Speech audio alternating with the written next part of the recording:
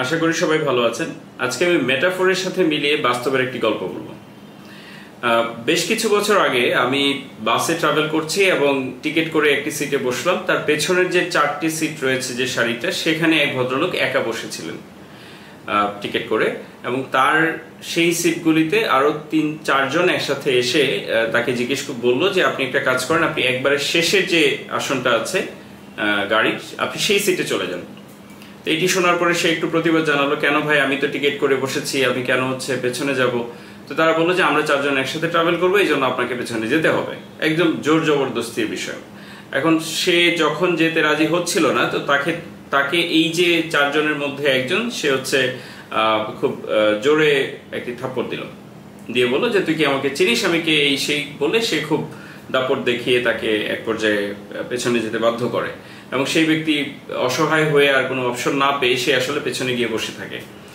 তো সেই অসহায় ব্যক্তিটির যে গন্তব্য, সেই গন্তব্যে যখন গাড়ি এসে পৌঁছালো, সেখানে সে যখন গাড়ি থেকে নামছে, বিশেষ করে বাস থেকে নামার পথে দরজায় গিয়ে সে তার বন্ধুদের ইশারা দিয়ে বলল যে এই যে 3-4 জন বসা আছে, এই 3-4 জনের মধ্যে এরাই আমাকে মেরেছে। এই কথা বলার সাথে সাথে ওদের বা ওর যে বন্ধুরা ছিল, তারা এসে এই 3-4 জনকে খুব বেধড়ক পিটিয়ে একেবারে রক্তাক্ত করে তারপরে বাস থেকে নেমে চলে গেল। এটি খুব দ্রুত সময়ের মধ্যে হলো, এবং এই পুরো ঘটনার মধ্যে যারা আশেপাশে আমরা বসেছিলাম, কেউ কোনো প্রতিবাদ জানায়নি, কেউ কিচ্ছু বলি নাই। ঠিক একইভাবে সে যখন প্রথমে সেই অসহায় বেচারাকে যখন মেরে বসেছিল, আমরা কিন্তু কেউ কোনো কথা বলি নাই।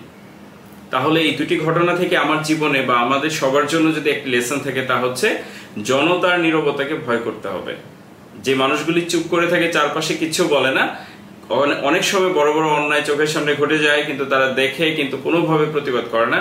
এই মানুষগুলোর সাইলেন্সটাকে ভয়ঙ্কর লেভেলের ভয় করতে হবে।